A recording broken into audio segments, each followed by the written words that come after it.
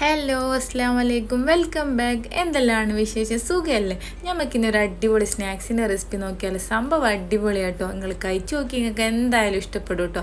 അപ്പം നമുക്കിത് എങ്ങനെ ഉണ്ടാക്കുന്നതെന്ന് നോക്കാം. അതിന് വേണ്ടിയിട്ട് ഒരു ബൗളിലേക്ക് ഇളം ചൂടുള്ള പാല് 1 കപ്പ് ഒഴിച്ച് കൊടുക്കുക. പാലിൻ്റെ ചൂട് കൂടി പോറത് കേട്ടോ. എന്നിട്ട് അതിലേക്ക് 1 ടീസ്പൂൺ ഇൻസ്റ്റൻറ്റ് ഈസ്റ്റ് ആട്ടോ ഞാനിപ്പോൾ എടുത്തത്. അതുകൊണ്ട് പൊങ്ങാൻ വെക്കേണ്ട ആവശ്യമില്ല.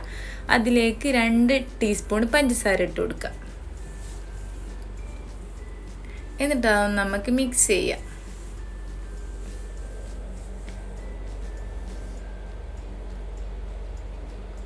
അപ്പോൾ ഇതാ ഞാൻ പഞ്ചസാര ഇട്ട് കൊടുത്തിട്ടുണ്ട്. ഇനി നമുക്കിതൊന്ന് മിക്സ് ചെയ്യാം. ഒരു പ്രാവശ്യമെങ്കിലും നിങ്ങൾ ഇതുണ്ടാക്കി കഴിച്ചു നോക്കണം കേട്ടോ. നിങ്ങൾക്ക് എന്തായാലും ഇഷ്ടപ്പെടും കേട്ടോ. വെറുതെ പറയല്ല, അടിപൊളി ടേസ്റ്റ് ആട്ടോ ഇതിന്. ഇനിയിപ്പോൾ ഞാനിപ്പോൾ 1 കപ്പിന് 2.5 കപ്പ് മൈദയാട്ടോ എടുത്തത്. 2.5 കപ്പ് എന്തായാലും ആവശ്യം വരും.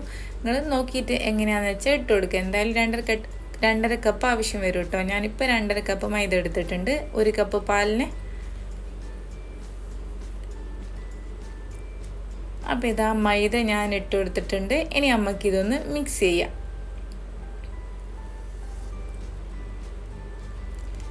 മിക്സ് ചെയ്യുന്നതിന് മുന്നേ ഇതിലേക്ക് ആവശ്യത്തിനുള്ള ഉപ്പിട്ട് കൊടുക്കണം കേട്ടോ. എന്നിട്ട് അതിലേക്ക് 1 ടേബിൾ സ്പൂൺ ഓയിലും കൂടി ഒഴിച്ച് കൊടുക്കുക. സൺഫ്ലവർ ഓയിലായിട്ട് കൊടുത്തത്. ഇനിയിപ്പം നമുക്കിത് നല്ലോണം ഒന്ന് കുഴച്ചെടുക്കാം. കുഴക്കുമ്പോൾ എന്തായാലും നമ്മൾ കൈമലെല്ലാം ഒട്ടിപ്പിടിക്കും കേട്ടോ.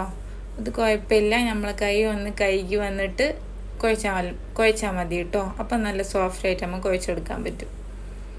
ഇനിയിപ്പോൾ ഇതാ ഞാനൊന്ന് കുഴച്ചതിന് ശേഷം ഇനിയിപ്പോൾ നമുക്ക് കൗണ്ടർ ടോപ്പിൽ വെച്ചിട്ട് നല്ലോണം വലിച്ച് പ്രസ്സാക്കിയിട്ട് ഒന്ന് കുഴച്ചെടുക്കണം.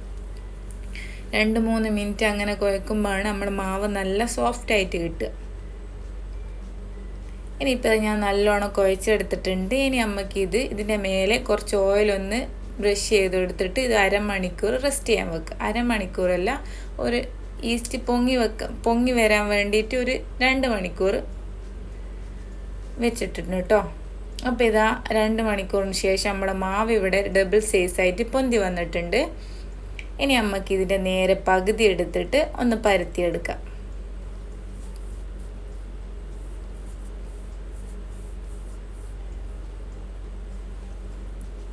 അപ്പോൾ ഇതാ വല്ലാണ്ട് തിന്നായിട്ട് പരത്തണ്ട കേട്ടോ. കുറച്ച് കട്ടിക്കുണ്ട്, ഞാൻ കാണിച്ചു തരാം.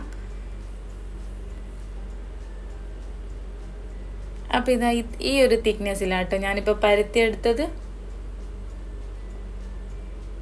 ഇനി നമുക്ക് ഒരു മൂടി വെച്ചിട്ട് ഇതൊന്ന് കട്ട് ചെയ്തെടുക്കുക റൗണ്ട് ഷേപ്പിൽ. ഈ ഒരു 2.5 കപ്പ് മൈദയിൽ ഒരു 10-12 എണ്ണം 13 അത്രോളം കിട്ടും കേട്ടോ. നമ്മൾ ഉണ്ടാക്കുന്ന വലുപ്പത്തിനനുസരിച്ചിരിക്കും കേട്ടോ. ഞാനിപ്പോൾ ചെറിയ ബാവ് ബന്നാട്ട് ഉണ്ടാക്കുന്നത്.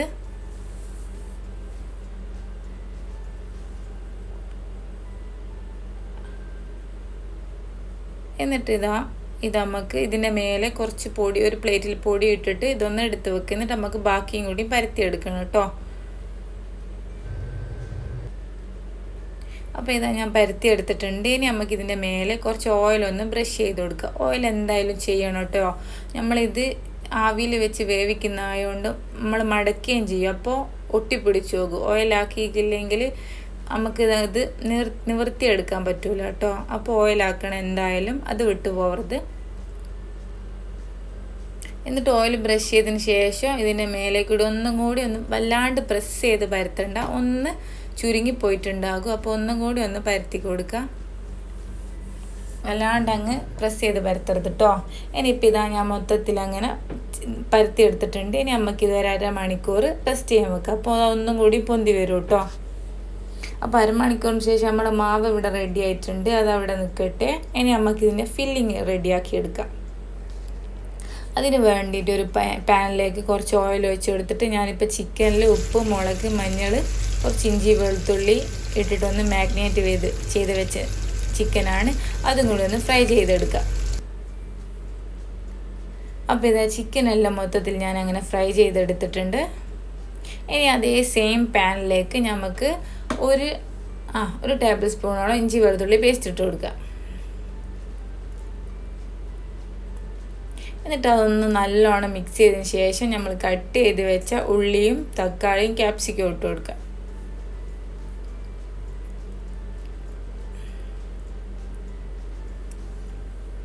ഇത് വല്ലാണ്ട് അങ്ങ് വാടിയിട്ട് ഉടഞ്ഞു പോകരുത് കേട്ടോ. കുറച്ച് കടിക്കുന്ന പരുവത്തിലായിരിക്കണം കേട്ടോ നമ്മൾ ഈ ഫില്ലിങ് വേണ്ടത്. ഇനിയിപ്പോൾ ഇത് അതിലേക്ക് നമ്മൾ ഫ്രൈ ചെയ്ത് വെച്ച ചിക്കനും കൂടി ഇട്ട് കൊടുക്കുക. എന്നിട്ട് അതൊന്ന് മിക്സ് ചെയ്യുക. വേറെ പൊടികളുടെ ആവശ്യമൊന്നുമില്ല കേട്ടോ. നമ്മൾ ചിക്കൻ പൊരിച്ച എണ്ണയിൽ ഇതൊക്കെ ഇട്ടത് കൊണ്ട് അതിന് ആവശ്യമില്ല. ഇനിയിപ്പോൾ ഇതാ ഞാൻ ആവിച്ചെമ്പ് വെച്ചിട്ട് ഇതൊന്ന് സ്റ്റീം ചെയ്തെടുത്തിട്ടുണ്ട്. അപ്പോൾ ഇതാ ഒരു 20 മിനിറ്റിന് ശേഷം നമ്മളെ ബാവ് ബന്ന് ഇവിടെ റെഡി ആയിട്ടുണ്ട്. കണ്ടില്ല, നല്ല ഡബിൾ സൈസ് ആയിട്ട് വന്നത്. ഇനി ഇതാ ഞാൻ മയോണീസിൽ കുറച്ച് കെച്ചപ്പും കുറച്ച് ചില്ലി ഫ്ലേക്സും ഇട്ട് മിക്സ് ചെയ്ത് വെച്ചതാട്ടോ. നമ്മൾ ഫില്ലിങ് ഒരു ബൗളിലെടുത്ത് വെച്ചിട്ടുണ്ട്. ഇനി നമുക്ക് ഇതിൻ്റെ ബന്നിൽ ഫില്ല് ചെയ്ത് കൊടുക്കാം.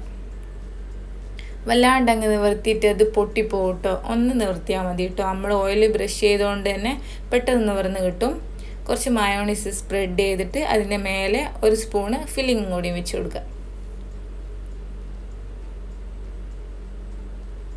നല്ല ടേസ്റ്റാണ് കേട്ടോ, കഴിക്കാൻ അടിപൊളിയാണ്. അപ്പോൾ എല്ലാവരും ഒന്ന് ഉണ്ടാക്കി നോക്കണം കേട്ടോ. എന്നിട്ട് അഭിപ്രായം പറയാനും മറന്നു പോകരുത്.